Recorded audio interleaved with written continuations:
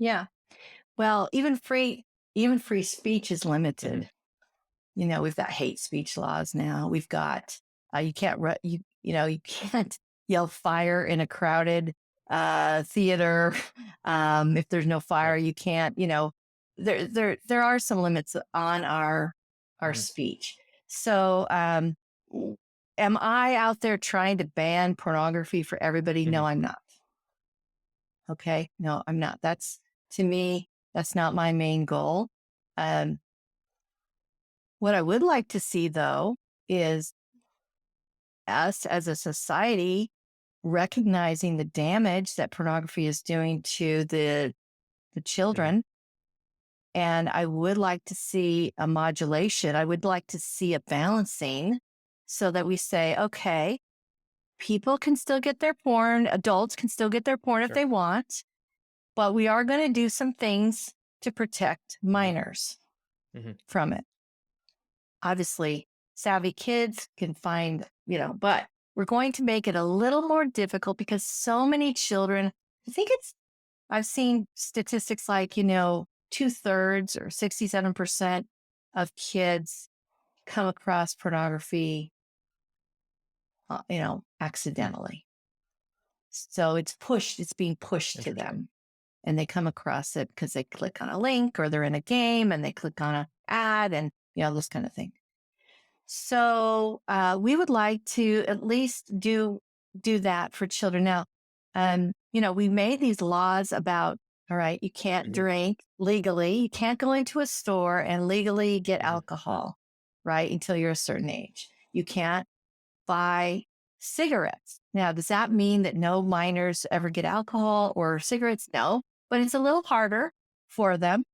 And the culture is basically saying, um, we know that this is harmful for children. So we're going to make some laws. And there are some laws that are starting to be put forward that would have age Mm-hmm. verification so that,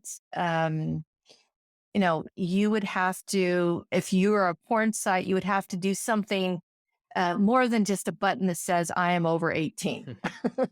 You would have to actually Mm-hmm. verify that that person is over 18. And there's some pretty, we can do this. The technology is there. We can do it. It's just the Mm-hmm. will. And I would love to see that because it would mean that our culture is finally recognizing like porn is harmful for children and we want to protect children from it um, so that they can grow up with healthy sexual scripts and not, toxic ones that we see in pornography. I would love to see the adults in this country say, you know what, I'll give up a little bit of my, or I'll jump over one little hoop so that children, to get to my porn, so that children can be protected Mm-hmm. from it. And I would love to see our society recognizing how important. I mean, we're going to face a tidal wave we already are repercussions from children accessing pornography, and we're going to continue to see these, the skyrocketing amounts of child on child, the harmful sexual behavior, like we talked about. We're going to be seeing the addiction issues. I mean, we're already seeing that 50 to 60% of marriages that break up, one of the major factors that they, you know, say is part of their breakup is an internet Mm-hmm. addiction to porn. So when you see, we talk about public health crisis, when you see that pornography is one of the major factors contributing to Mm-hmm. divorce, um, I don't know about you, but my parents were divorced, and then I got step parents, and then they were divorced. I mean, I grew up with divorce, and I'll tell you, it's not a healthy thing. It's not positive for Right. children. But yet, here's something that is really contributing to divorce, and that is pornography addiction. So, um, freedom of speech. Yeah, sure. I love it. But at some point, we have to protect the children. Let's at least protect them from pornography like we protect them from Mhm. cigarettes. You So know, let's at least do that yeah, so I much, want to dig into that make it hard for analogy them to a get. little bit, because that I think is very interesting because it's like you had people for a long time thought that smoking cigarettes was not a problem, but you also That it was good it's for good your for your throat, throat. right? They Doctors smoke lied. Marlboros or whatever it is, right? Um, so that's interesting though because there was in that case there was a significant industry. Same thing is true for gambling and alcohol, so-called like vice industries or whatever. Um, in the case of pornography, I'm realizing I'm actually personally basically completely ignorant of the economics or kind of the business of it. Is there an analog or an equivalent of like big porn that you're up against? Really? Absolutely. Absolutely. Um, so, it used to be pornography was sold, in magazines, sold in like, VHS Sure. tapes, and there are some people that argue that all this technology, VHS tapes, CDs, DVDs, whatever, I mean, DVDs, not CDs, was developed to actually spread Right. pornography. I wouldn't argue with that. But you had to go and get it. And but now with streaming, it changed the whole business Mhm. model. So there used to be this business model of you had to like directly pay Mhm. for it, but now it's all on like Mhm. tube sites where you can get it for free, but there's all this Mhm. advertising.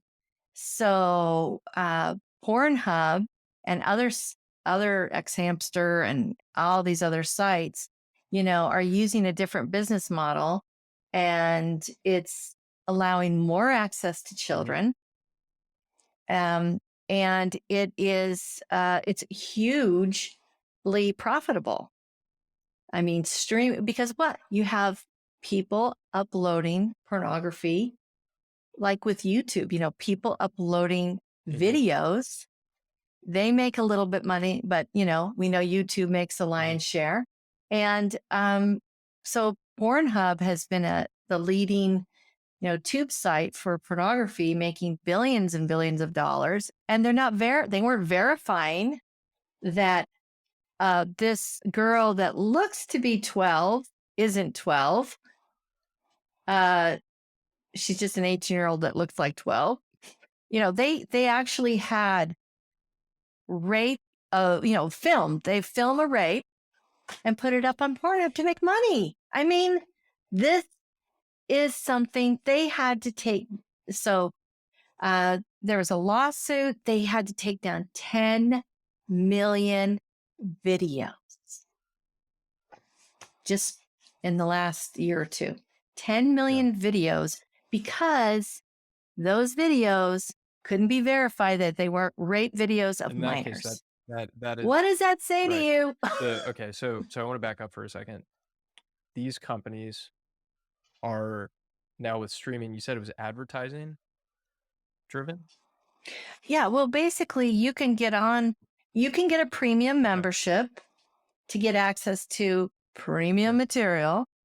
Um, but you can go to Pornhub and watch it for free. I mean, yeah, they put you through I'm over 18, but I mean, you can Right. set up an account. Any 8-year-old can set up an account, um, and or just go there and watch all this free content. You have some of these larger mainstream companies, but think of all the credit card companies that, Mm. That are when you get to the processing. point where a lot of people Sure. will pay for like Sure. YouTube, right? You can get the premium YouTube experience without Sure. all the ads. It's like $8 a month or something Mhm. like that. Well, Pornhub has the same thing. And who processes all those, you know, finances? So recently, I'm pretty sure one of the major credit card, you know, um, companies pulled out of that.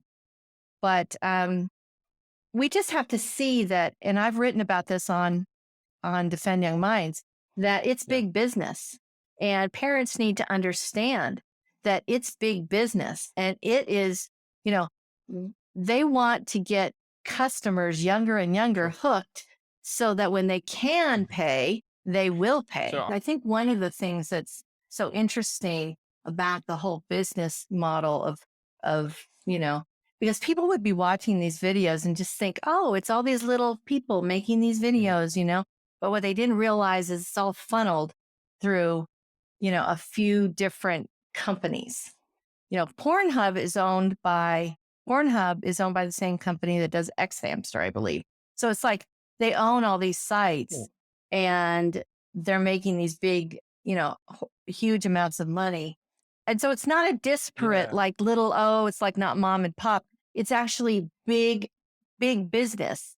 It's a, So you're saying you know, it's more YouTube is user oh, generated yeah, content, like there's a lot of organic stuff. You're saying that's not the yeah. case in the adult content. I'm saying that the money is being made by a few companies.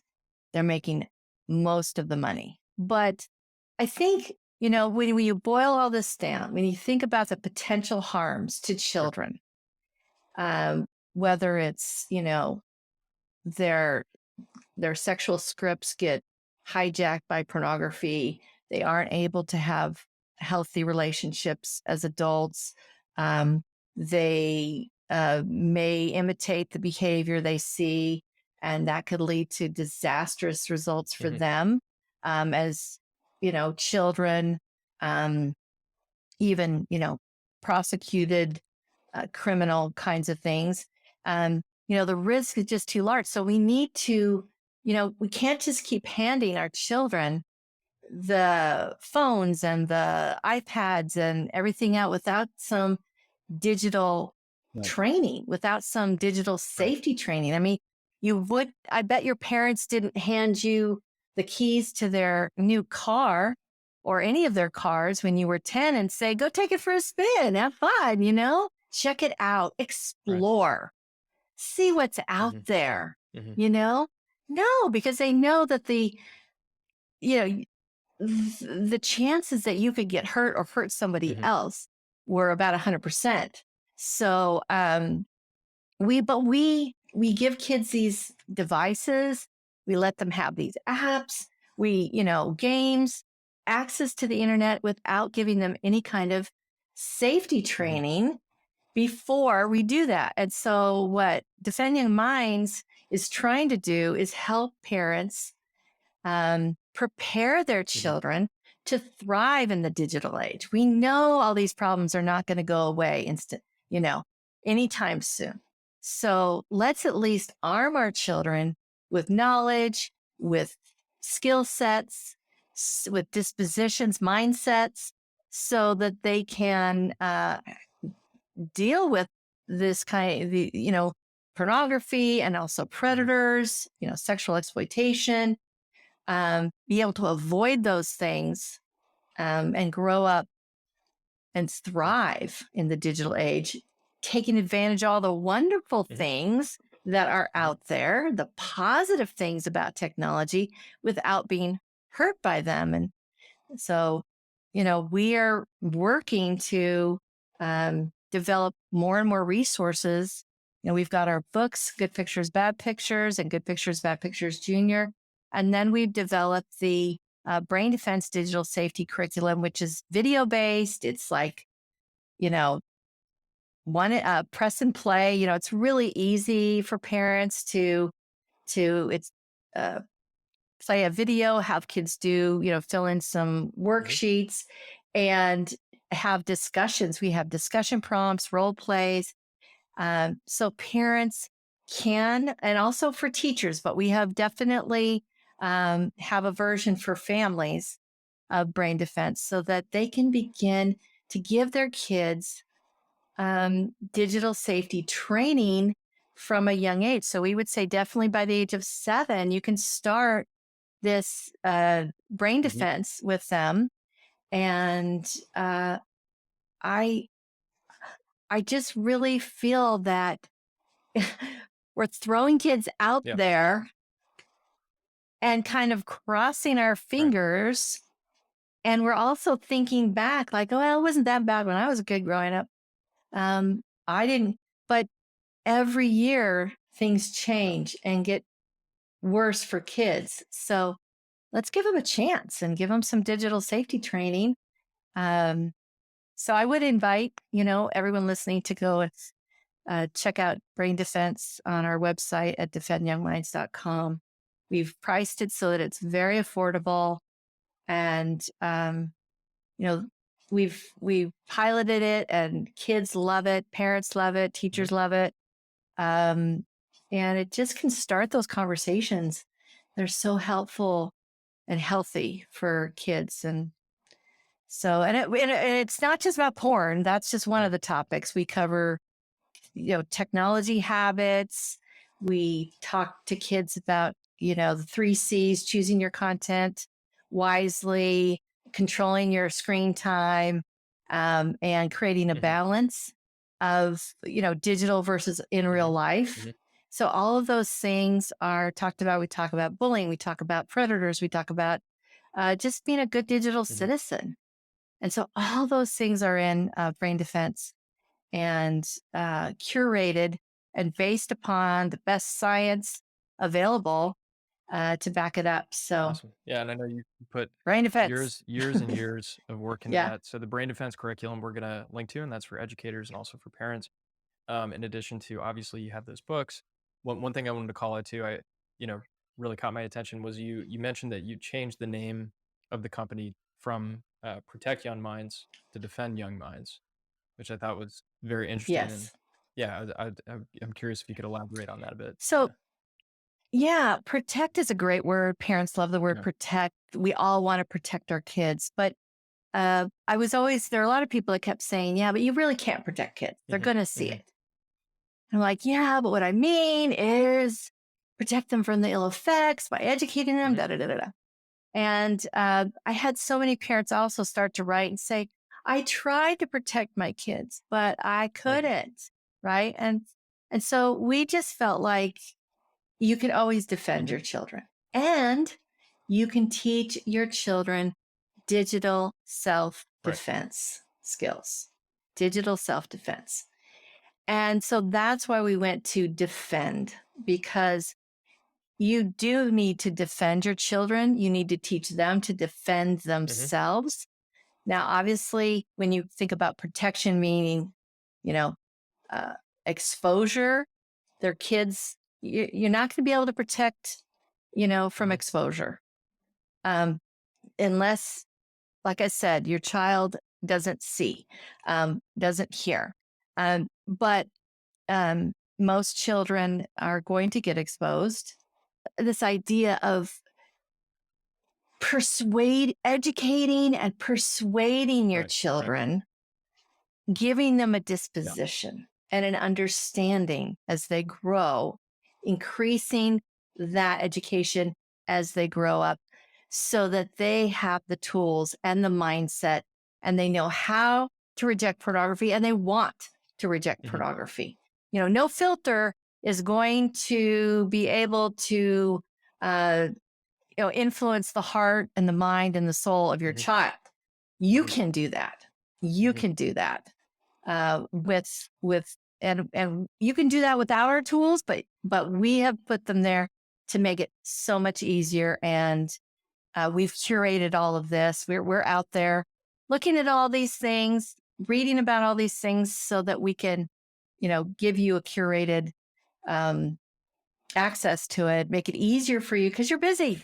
I get it. You are parents are very busy these days and it's tough. So, go to Defend Young Minds and we also have free guides that you can download. We have some guides that are a very nominal uh, charge, but they're all there to help parents kind of get up and Hmm. running with this Hmm. problem and begin to educate themselves and then empower their children to reject pornography and its lies.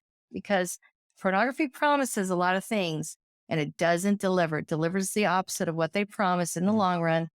And our kids will be so much healthier for it if we can steer them away from pornography.